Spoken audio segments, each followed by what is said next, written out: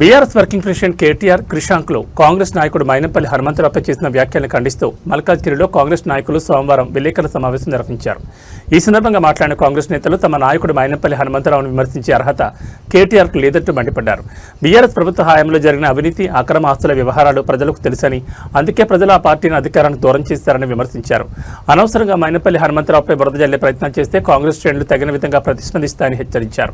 ప్రజల కోసం నిరంతరం కష్టపడుతూ ప్రజల్లోనే ఉంటూ సేవ చేస్తున్న మా నాయకుడు మైనంపల్లి హనుమంతరావుని కొనియాడారు.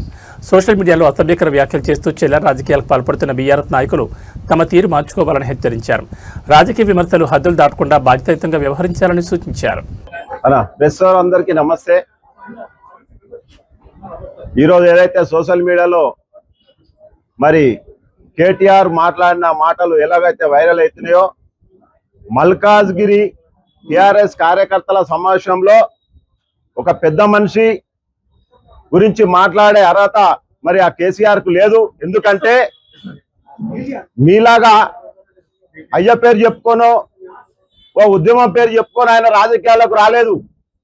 ఆయన 1997లోనే మైనంపల్లి సోషల్ సర్వీస్ ఆర్గనైజేషన్ చేసి ఎక్కడైతే ప్రజా సమస్యలు ఉన్నాయో, ఎక్కడైతే వాటర్ సమస్య ఉందో, ఎక్కడైతే గరీబులు బాధపడుతున్నారో వాళ్ళందరికీ సహాయపడుకుంటూ సేవ చేసుకుంటూ రాజకీయాలకు వచ్చిన వ్యక్తి, ఏకైక వ్యక్తి తెలంగాణలో మైనంపల్లి హనుమంతరావు గారు. అందరూ కూడా పార్టీలో పదవులు పొందడానికి ఒక ఎమ్మెల్యే సీటుకో చైర్మన్ సీట్ ఆశించి పార్టీలోకి వస్తారు. మైనంపల్లి హనుమంతరావు ప్రజా సేవ చేసి పార్టీలు పిలిస్తేనే ఆ రోజు ఈయన చేసిన సేవలు గుర్తించి టీడీపీ తెలుగుదేశం పార్టీ పిలిచి ఆయనకు టికెట్ ఇచ్చింది.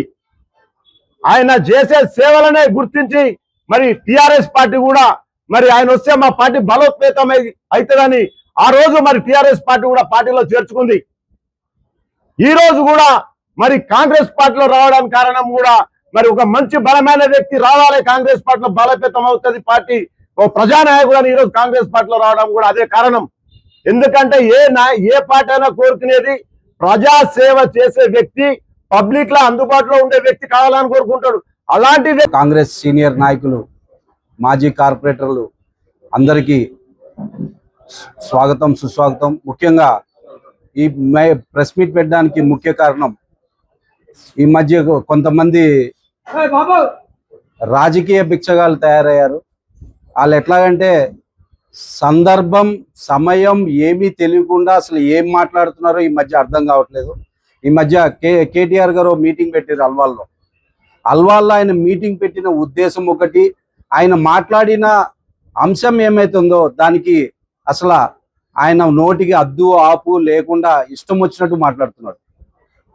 కేటీఆర్ గారు, ఫస్ట్ మీకు తెలుసుకోవాల్సిన విషయం ఏమున్నదంటే, మీకు జరిగిన సందర్భం ఏంటి, ఆ రోజు గొడవ ఏంది, అయిపోయిన గొడవకి మీరు మళ్ళీ శ్రీకారం చుట్టి దాన్ని ఏదో పెద్దది చేసి మీరు లబ్ధి పొందడానికి చూస్తున్నారు.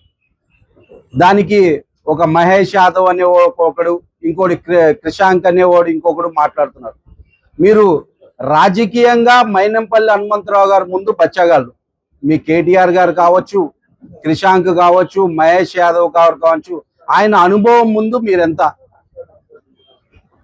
ఒక మనిషి గురించి మాట్లాడేటప్పుడు యూట్యూబ్ ఛానల్స్, అదేవిధంగా ఇక్కడ పాల్గొన్న కాంగ్రెస్ కుటుంబ సభ్యులకు, అదేవిధంగా ఇక్కడ మాజీ కార్పొరేటర్లకు అందరికి కూడా పేరు పేరున మా మల్కాజ్గిరి కాంగ్రెస్ పార్టీ తరఫున నమస్కారాలు తెలియజేస్తున్నాం.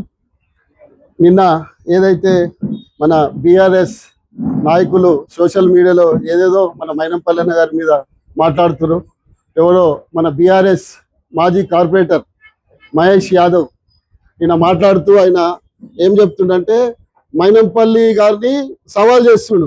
అసలు ఆయనకి మైనంపల్లి మీద మాట్లాడే అర్హతనే లేదు వానికి, మహేష్ యాదవ్ అన్నట్టు. వాడు మహేష్ యాదవ్ గారు మైనంపల్లి అనే కాలు గోరికి కూడా పనికిరాడు. ఆయనకి సవాల్ ఇస్తున్నాం. వాడు ఏదో సోమాజీ కూడా వీడికి వస్తా అంటాడు. మేము సవాల్ ఇస్తున్నాం మైనంపల్లి తరఫు నుంచి. ఆయన ఏడికి రామంటాడో చెప్పమని మేము అందరం కూడా ఆడికి వస్తాం. అరే నీకు దమ్ముంటే మేము ఆడి కోసం ఒక ప్లేస్ చెప్పురా, నువ్వు ఆడికి వచ్చి మేము మాట్లాడతాం. సోషల్ మీడియాలో ఉందా అని చెప్పి మైకుల ముందు పెడితే మాట్లాడరు కాదురా, నువ్వు మైనంపల్లి కూడా ముళ్ళివాడి మాట్లాడడానికి దమ్ ఎంతుందో చూస్తాము. నేను మాట్లాడుతున్నాం, మేము వస్తాం, మల్కాజ్గిరికి వస్తాం, చూస్తాం. మేమే వస్తాం సోమాజీ గారికి. నీకు దమ్ముంటే, ధైర్యం ఉంటే మా ముందుకు రారా.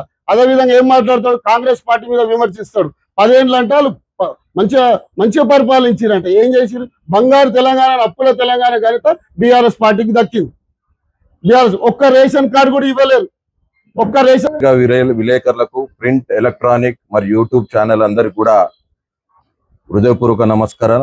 ఈ యొక్క ప్రెస్ మీట్ కార్యక్రమానికి ఇచ్చేసిన మన కార్పొరేటర్లు ప్రేమన్న గారికి, జిత్తన్న గారికి, బ్లాక్ అధ్యక్షులు వెంకటేష్ యాదవ్ గారికి, ఎక్స్ కౌన్సిలర్లకి, నిన్న మొన్న జరుగుతున్న సంఘటనలంతా మీకు తెలుసు. మరి వీడు విచ్చలవిడిగా అరే కేటీఆర్ అని అంటున్నాం. ఎందుకంటే కేటీఆర్ ని విమర్శించే స్థాయి మా హనుమంతన్నకే ఉంది. కానీ ఒక బ్లాక్ నాయకులుగా, ఓ మండల నాయకులుగా నేను రరే అని ఎందుకు అంటున్నామంటే నీ స్థాయి పడిపోయిందిరా. అరే కేటీఆర్, నీ బతికి ఏంది అసలు? నువ్వు ఎవడురా ఈ తెలంగాణలో? కేసీఆర్ కి పుట్టకపోతే నీ బతికేంది? నీ స్థాయి ఏంది?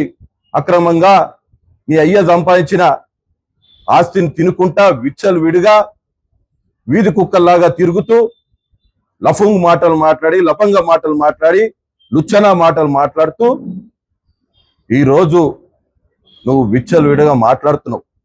అరే ఈ తెలంగాణ సమాజం దీన్ని ఎలా చూస్తుందంటే ఇది ఒక చీడ పురుగు లాగా చూస్తుంది.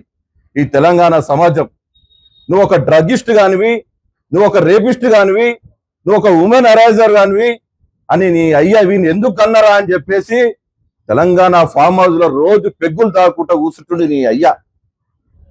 అరే నువ్వు మల్కాజిగిరికి వచ్చి sir programme, special intensive revision అనే ప్రోగ్రామ్